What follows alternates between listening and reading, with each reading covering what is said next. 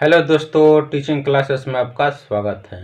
मैं आज क्लास 7 का साइंस का क्वेश्चन आंसर हल करने जा रहा हूं। यदि हमारा ये वीडियो अच्छा लगेगा तो लाइक, सब्सक्राइब, शेयर करना और बेल आइकन को दबाना न भूलना। तो चलो हम करते हैं स्टार्ट। और इस चैप्टर का नाम है जल और जंगल, जो कि ये पहला चैप्टर है। और इस पहला चैप्टर का क्वेश्चन नंबर पहला है। इनका आंसर देना है सत्य और असत्य में। तो चलिए हम करते हैं स्टार्ट।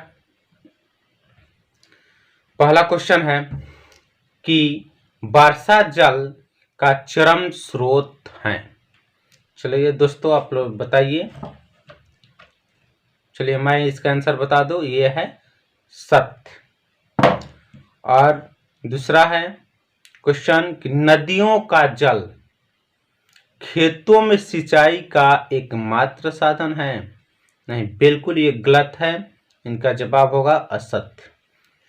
और तीसरा क्वेश्चन है इसका कि जल की कमी की समस्या का समाधान केवल ग्रामीण क्षेत्रों के निवासी करते हैं। नहीं, ये है असत्य।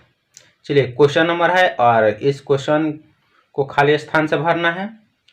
पहला है कि भौमजल प्राप्त करने के लिए खाली स्थान है तथा फिर खाली स्थान है का उपयोग होता है। तो चलिए हम आप लोगों को बता दें कि इसका आंसर होगा कि भौमजल प्राप्त करने के लिए कुओं और हैंडपंपों का उपयोग होता है। चलिए क्वेश्चन नंबर दूसरा है कि जल की 3 अवस्थाएं होती हैं और ये खाली स्थान है। कौन कौन होते हैं? तो चलिए मैं बता दूं इसका कि ठोस, द्रव और गैस होते हैं। तीसरा है कि भूमि की जल धारण करने वाली परत क्या कहलाती है? चलिए मैं इसका आंसर बता दूं कि जलभर कहलाता है। और अगला क्वेश्चन है कि समझाएं कि भौमजल की पुनः पूर्ति किस प्रकार होती है। तो चलो मैं इसका आंसर बता दूं कि भौमजल की पुनः पूर्ति वर्षा जल की जमीन होते हैं, तो जमीन के दरारों से होकर भूमि के अंदर एकत्रित हो जाते हैं, इकट्ठा हो जाते हैं। चलिए क्वेश्चन नंबर है दूसरा कि भौमजल स्तर के नीचे गिरने के लिए उत्तरदायी कारकों को समझाएं। तो चलिए मैं इसका आंसर बता दूं कि भौमजल स्तर के नीचे गिरने के उत्तरदायी कारक हैं उद्योगों को बढ़ाना, रासायनिक उर्वरकों से अधिक उपयोग के कारण भी अधिक सिंचाई की आवश्यकता पड़ती है। और मैं कम से कम जल का उपयोग करते हुए बगीचे लगाने तथा रख रखाव के लिए आप क्या कदम उठा सकते हैं। तो चलिए मैं इसका आंसर बता दूं कि इनको बहुत से उपाय हम कर सकते हैं, जैसे कि वर्षा के रूप में जो जल प्राप्त होते हैं मेढ़ बनाकर पानी रोका जा सकता है। दूसरा है इसका कि यदि बहुत वर्ष तक वर्षा न हो तो हम भौमजल का उपयोग करेंगे। और इसका तीसरा पॉइंट हो सकता है कि चूंकि बगीचे में पेड़ दूर दूर तक हैं, तो हम घड़े में पानी लेकर उनकी जड़ों तक डाल सकते हैं। और अगला पॉइंट लिख सकते हैं कि पेड़ के चारों ओर मेढ़ बना करके पानी उसमें डाल देंगे कि पानी बर्बाद न हो। चलिए अगला क्वेश्चन है कि ऐसे 7 उत्पादकों को नाम बताएं जो हम वनों से प्राप्त करते हैं। तो चलिए मैं इसका आंसर बता दूं कि वनों से प्राप्त करने वाले उत्पादक निम्न हैं।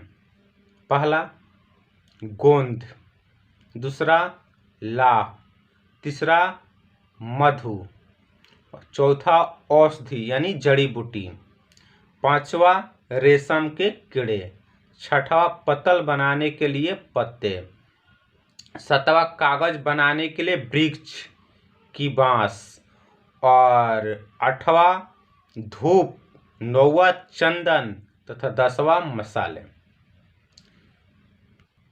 चलिए अगला क्वेश्चन है कि अपघटन किसे कहते हैं? ये वन एवं जीवों की वृद्धि में किस प्रकार सहायक है? तो चलिए मैं इसका आंसर बता दूं कि पादपों और जंतुओं के मृत शरीर को ह्यूमस में परिवर्तित करने वाले सूक्ष्म जीव अपघटन कहलाते हैं। जीवाणुओं, कवक और फफूंदी ये 2 उपघटक के नाम हो सकते हैं। वनों में ये मृत पादपों और जंतुओं के पोषण तत्व मृदा में निर्गत करते रहते हैं। मृत जंतु गीध, कौवा, गिद्दड़ और कीटों का भोजन बन जाते हैं और इस प्रकार वन में पोषण तत्वों का चक्र लगता चलता रहता है। अगला क्वेश्चन है कि ऑक्सीजन और कार्बन डाइऑक्साइड का संतुलन बनाए रखने में वनों के योगदान को समझाएं।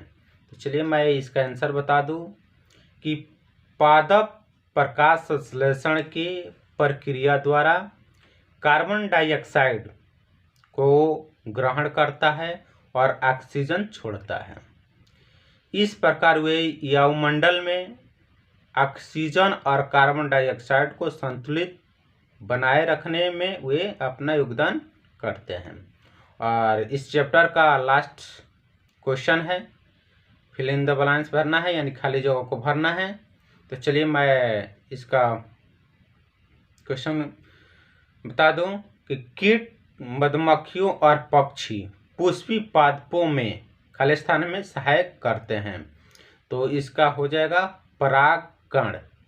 और अगला क्वेश्चन है कि वन शुद्ध करते हैं, खाली स्थान है और फिर खाली स्थान है को, यानी चलिए मैं भर देता हूं कि वन शुद्ध करते हैं जल और हवा को। अगला क्वेश्चन है कि वन में क्षयमान पत्तियों और जंतुओं, खाली स्थान है, को समृद्ध करते हैं।